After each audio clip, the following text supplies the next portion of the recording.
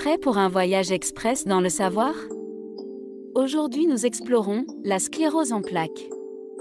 Bienvenue sur notre chaîne Savant en 3 minutes. La sclérose en plaques est une maladie auto-immune chronique qui affecte le système nerveux central. Cette condition, caractérisée par des lésions de la myéline, peut entraîner divers symptômes et a des implications importantes pour la vie quotidienne des personnes touchées. La sclérose en plaques est une maladie auto-immune dans laquelle le système immunitaire attaque de manière incorrecte la myéline, la gaine protectrice des fibres nerveuses du cerveau et de la moelle épinière. Cette attaque provoque des lésions ou des cicatrices appelées scléroses, perturbant la transmission des signaux nerveux. Il existe plusieurs formes de sclérose en plaques, la plus courante étant la forme récurrente rémitante.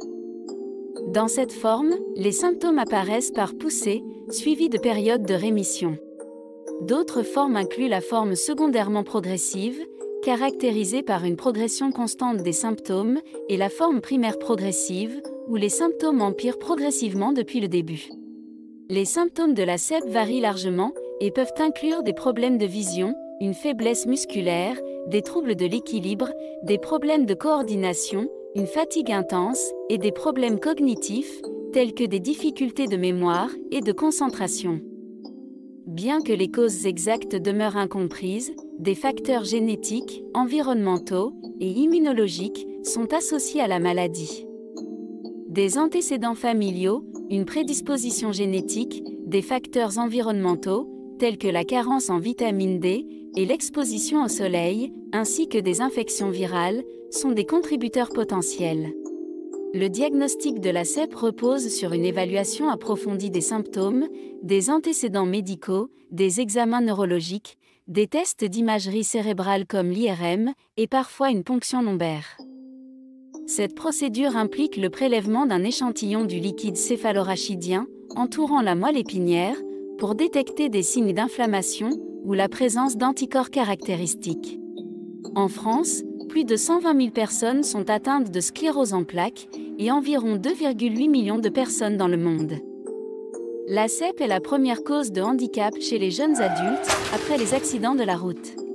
Sur le plan historique, la sclérose en plaques a été décrite pour la première fois par Jean-Martin Charcot, un neurologue français, au XIXe siècle. Charcot a joué un rôle crucial dans la caractérisation de la maladie et dans l'établissement des bases pour son diagnostic. En parallèle avec d'autres maladies affectant le système nerveux, des similitudes peuvent être observées avec des conditions, telles que la neuromyélite optique de De Vick, qui présente également des attaques auto-immunes contre le système nerveux central, bien que les mécanismes spécifiques puissent différer.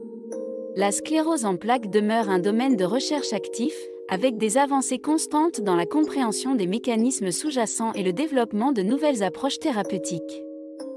Il existe de l'espoir dans les progrès médicaux et le soutien disponible. Les personnes atteintes et leurs proches sont encouragés à rester informés, à rechercher des solutions adaptées à leurs besoins et à maintenir un esprit positif face aux défis de la maladie. Restez connectés pour plus de savoir sur Savant en 3 minutes.